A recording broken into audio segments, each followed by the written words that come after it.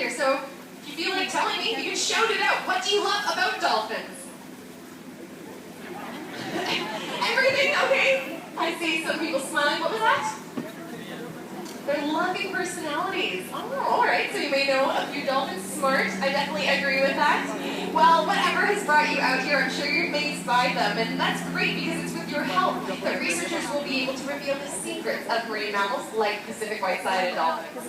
And that is ultimately the key to their continued survival. We know that dolphins, porpoise whales, they're part of that big group known as cetaceans. We have them off our coast in British Columbia. And some have been elusive over time. Archaeologists know of one that was here 2,000 years ago, and then it somehow just disappeared from our coast entirely. We don't know why. It was really kind of odd. But if we can imagine, stranger still, if we were fishermen up in 1959, northern part of British Columbian Islands, and we saw this for the very first time, we would have probably been just as confused as they were. They didn't know what they were looking at. It seemed like a brand new animal to our coast. It was so tricky to identify them because they were so fast. Gosh, racing around here, it's hard to really know what you're looking at, but ultimately, it was discovered this was the return of Pacific white-sided dolphins to British Columbia. And the first time they were accidentally overheard underwater was by killer whale researchers who were out on their boats listening in 1984.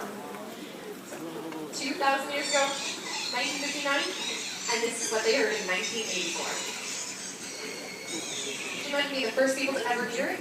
Exactly this recording? That would have been something. Well, now, we actually have an opportunity for that because decades later, we see Pacific white-sided dolphins in and around Vancouver and the Strait of Georgia.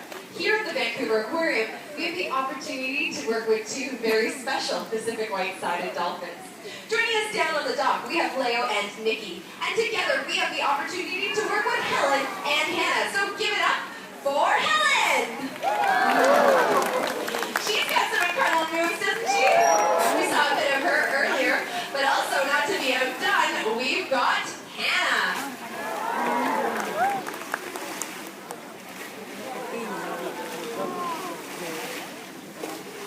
So for anyone who really wanted to see our acrobatics, let's give our dolphins and trainers a round of applause to start off our show.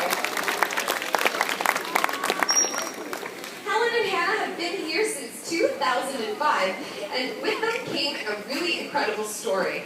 I'm wondering, Leo, if you could tell us a little bit more about Helen and Hannah. Sure, Jen. Both our dolphins are what we refer to as rescued and rehabilitated animals. They were actually found entangled in fishing nets off the coast of Japan and brought to a rehabilitation facility where they were deemed non-releasable.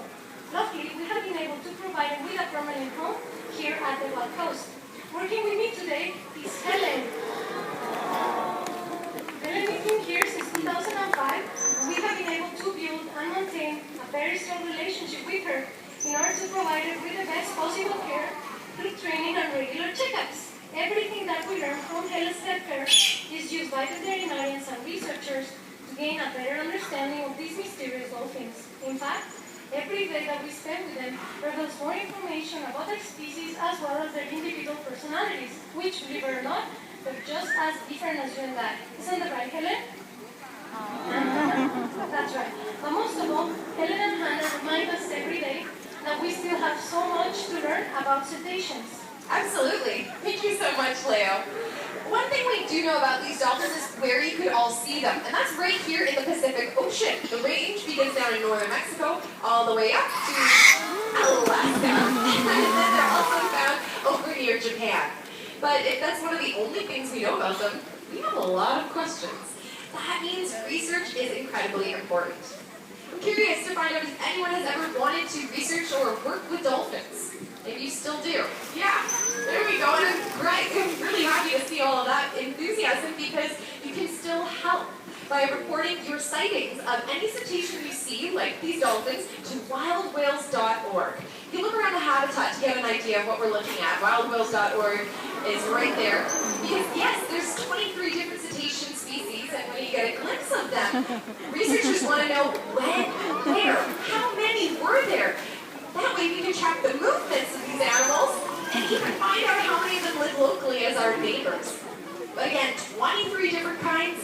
We've got our work cut out for us. So let's give you some tips on how you would figure out if you were looking at So check out Helen and Hannah right here.